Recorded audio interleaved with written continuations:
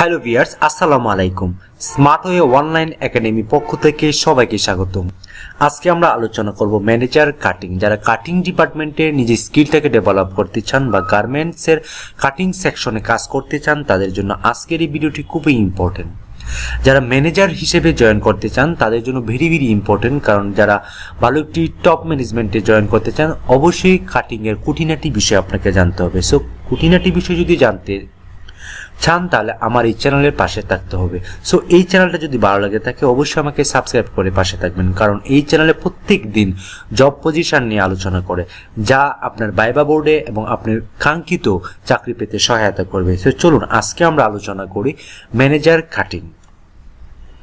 Maintain 100% compliance at cutting operation and department. আপনাকে অবশ্যই 100% maintain করতে হবে compliance.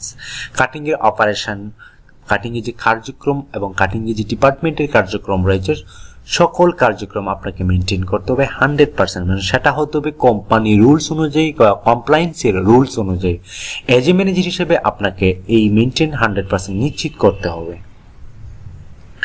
Maintain the SOP of cutting strictly. SOP that's mean standard operating procedure, অর্থাৎ প্রত্যেকটা কাজের বা প্রত্যেকটা ডিপার্টমেন্ট একটি কাজের স্ট্যান্ডার্ড, একটি কাজের প্রসেস রয়েছে, সেই প্রসেস সম্পর্কে আপনার জানতে হবে।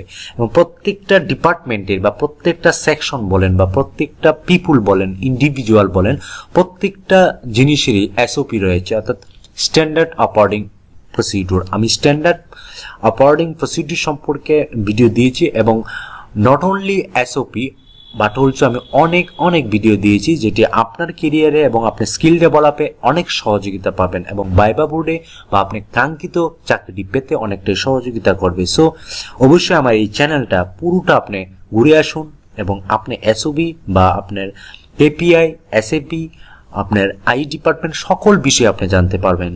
সো অবশ্যই ভিডিওটি দেখবেন। Develop the team. আপনাকে অবশ্যই টিমকে ডেভেলপ করতে হবে and lead them for the smooth operation of the cutting. অর্থাৎ প্রোডাকশন যারা করে বা যারা প্রোডাকশনের সাথে রিলেটেড তাদের সাথে কমিউনিকেশন করতে হবে এবং তাদেরকে ইন্সপায়ার করতে হবে এবং প্রোডাকশনে যাতে স্মুথলি ভাবে পরিচালনা হয় সেই দিকে আপনার দৃষ্টি রাখতে হবে। So as a cutting manager হিসেবে আপনাকে অবশ্যই টিম ডেভেলপ করতে হবে এবং টিম যারা আছে তাদেরকে লিড দিতে হবে, তাদেরকে মোটিভেট করতে হবে। Receive the fabric. অবশ্যই ফেব্রিকটা রিসিভ করতে হবে। Rib and others items for the store as per consumption. আপনাকে অবশ্যই ফেব্রিক রিসিভ করতে হবে এবং রিপ রিসিভ করতে হবে এবং আদার আইটেম বা অ্যাক্সেসরিজ রয়েছে সেগুলোকে সঠিক ওয়েতে স্টোর থেকে আপনি রিসিভ করতে হবে অ্যাজ পার কনজাম্পশন। সো আপনি কনজাম্পশন সম্পর্কে বা রেশিও সম্পর্কে, প্যাটার্ন সম্পর্কে, মেজারমেন্ট সম্পর্কে এ টু জেড জানতে হবে। এজ এ কাটিং ম্যানেজার হিসেবে আপনাকে রেশিও, তারপর আপনার কনজাম্পশন, ফেব্রিক কনজাম্পশন, তারপর প্যাটার্ন, তারপর মেজারমেন্ট সম্পর্কে ধারণা রাখতে হবে। ক্যালকুলেশনটা যাতে দ্রুত করতে পারেন সেই জন্য আপনাকে অবশ্যই অনেক কাজ করতে হবে। Differentiate the fabric as per quality segregation। অর্থাৎ আপনাকে ফেব্রিকের যে পার্থক্য রয়েছে বা ফেব্রিকের যে ভেরিয়েশন রয়েছে সেগুলো আপনাকে খুঁজে বের করতে হবে। যে প্রবলেম রয়েছে সেটি ফাইন্ডিং করতে হবে, খুঁজে বের করতে হবে এবং সলভিং করতে হবে। এজ এ ম্যানেজার হিসেবে আপনাকে অবশ্যই 100% ফেব্রিক কোয়ালিটি করতে হবে। কোয়ালিটি করে আপনাকে দেন কাটিংয়ে যেতে হবে, কারণ শেডিং রয়েছে, সিনকিজ রয়েছে, ওয়াশের আগে কি অবস্থা ছিল, ওয়াশের পরে কি হতে পারে, ফেব্রিকের কালার কি চেঞ্জ হয়েছে কিনা, কালার শেডিং আছে কিনা, এক্সেট্রা আপনাকে ফেব্রিক ভেরিয়েশন সম্পর্কে জানতে হবে। Cross check the QC report with the physical receiving. আপনাকে অবশ্যই কিউসি রিপোর্টটাকে আপনার চেক করতে হবে এবং ফিজিক্যালি আপনাকে সেটা রিসিভ করতে হবে। আপনি সেটাকে ফিজিক্যালি আপনাকে দেখতে হবে আসলে যে কিউসি ডিপার্টমেন্টে যে আপনাকে রিপোর্টটা দিয়েছে সেটা কি সত্যি আছে কিনা সেটা আপনাকে নিশ্চিত করার জন্য ফিজিক্যালি আপনাকেই কাজ করতে হবে। Obtain the QC approval for the sample size and bulk cut accordingly। অর্থাৎ বাল্ক প্রোডাকশন যাবেন অবশ্যই কিউসি অ্যাপ্রুভাল নিয়ে এবং স্যাম্পল সাইজ অনুযায়ী আপনাকে নিশ্চিত করতে হবে, সাইজ অনুযায়ী কাটিং করতে হবে এবং কিউসি অ্যাপ্রুভাল নিয়ে আপনাকে বাল্ক প্রোডাকশন যেতে হবে। Make the cutting plan as per production plan. অবশ্যই কাটিং করতে হবে অ্যাজ পার প্রোডাকশন প্ল্যান অনুযায়ী। যারা আই ডিপার্টমেন্টে কাজ করেন বা প্ল্যানিং ডিপার্টমেন্টে কাজ করেন তারা কিন্তু আপনাকে একটি প্ল্যান দিবে, একটি টার্গেট দিবে, এবং প্রত্যেকটা কোম্পানিতেই এফিসিয়েন্সি রয়েছে, প্রত্যেকটা কোম্পানিতে টার্গেট রয়েছে, ক্যাপাসিটি রয়েছে, সেই অনুযায়ী আপনাকে অ্যাচিভ করতে হবে।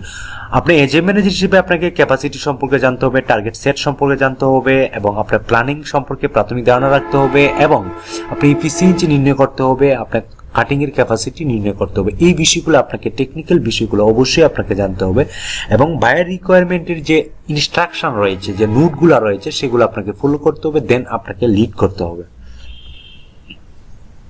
Ensure the relax as per type of fabric. ফেব্রিকের বিভিন্ন ধরনের ফেব্রিক রয়েছে, সেই ফেব্রিকে কিছু কিছু ফেব্রিক রিল্যাক্স করতে হয়, লে করতে হয়, বাতাস, আলো বাতাস দিয়ে সেই ফেব্রিকে রিল্যাক্স করতে হয়। কারণ অনেক সময় বান্ডেলিং করা ফেব্রিক যদি আপনি কাটিংয়ে লে করেন সেক্ষেত্রে অনেক প্রবলেম হতে পারে, শেডিং সব সমস্যা হতে পারে, এবং সিনকেসের হারটা কম বেশি হতে পারে। সো আপনাকে অবশ্যই রিল্যাক্স করতে হবে ফেব্রিকগুলোকে, আপনাকে লে করে আপনাকে আলো বাতাসে নিশ্চিত করতে হবে। লে inspection, making and cutting the fabric accordingly. অর্থাৎ আপনাকে অবশ্যই কিভাবে লে করতে হয়, লে ইন্সপেকশন করতে হয়, মার্কিং করতে হয়, দেন আপনার ফেব্রিক অনুযায়ী আপনাকে কিভাবে কাটিং করতে হয়, টোটাল বিষয় আপনাকে জানতে হবে। আপনি এজ এ ম্যানেজার হিসেবে যদি জয়েন করতে চান তাহলে অবশ্যই আপনার মাস্ট বি আপনার লে সম্পর্কে জানতে হবে, লে ইন্সপেকশন সম্পর্কে জানতে হবে, মার্কিং সম্পর্কে জানতে হবে, কাটিং সম্পর্কে জানতে হবে, এবং রেশিও সম্পর্কে জানতে হবে। Fabric consumption shall be within the plan if cross then take approval from supervisor. অর্থাৎ আপনাকে ফেব্রিক টোটালি আপনার কনজাম্পশন সম্পর্কে জানতে হবে। ওভারঅল একটি বায়ার রিকোয়ারমেন্ট দিয়েছে, সেই রিকোয়ারমেন্ট অনুযায়ী, বা একটি বায়ার আপনাকে স্টাইল দিয়েছে, সেই স্টাইলে বা অর্ডার কত ধরনের কোয়ান্টিটি প্রয়োজন, সেই কোয়ান্টিটির জন্য কতটুকু ফেব্রিক প্রয়োজন, বা যদি কোনো অ্যাপ্লিক থাকে বা ভ্যালুয়েট থাকে বা সিনকেস থাকে, টোটাল বিষয়টি আপনাকে অবশ্যই জানতে হবে এজ এ ম্যানেজার হিসেবে।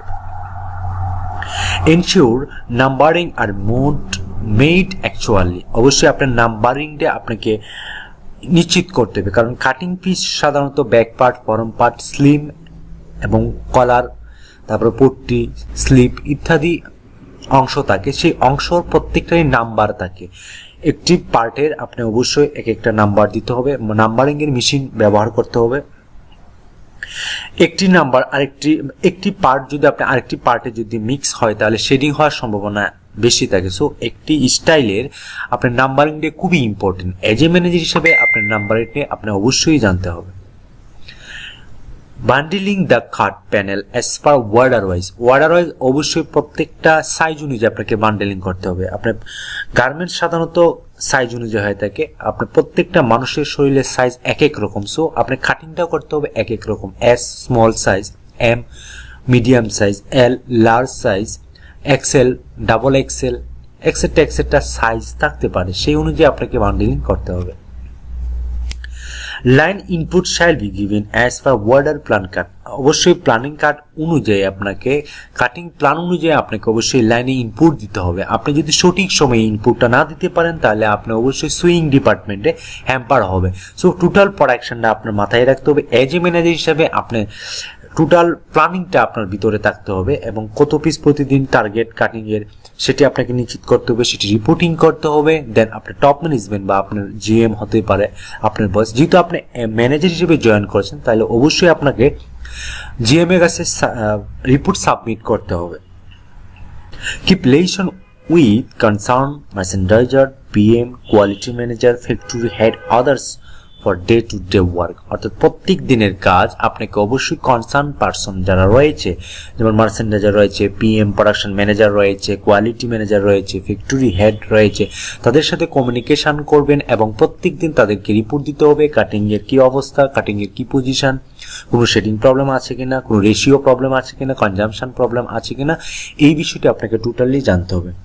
এই ছিল আজকের এই ভিডিওটি। যদি এই ভিডিওটি খুবই ইম্পর্টেন্ট হয়ে থাকে আপনার কাছে তাহলে অবশ্যই আমাকে কমেন্টস করে জানাতে পারেন আপনি কোন পজিশনে জব রেসপন্সিবিলিটি বা জব ডেসক্রিপশন, জব অ্যানালাইসিস পেতে চান, সেই বিষয়টি কমেন্টস করে অবশ্যই জানাবেন। আমি অবশ্যই আপনার কমেন্টসে উত্তর দেব এবং আপনার রিলেটেড যে পজিশন আপনি কাজ করছেন সেই রিলেটেড আমি অবশ্যই আপনাকে ভিডিও আপলোড করব এবং আপনি অবশ্যই সেই ভিডিওগুলো দেখে উপকৃত হতে পারেন।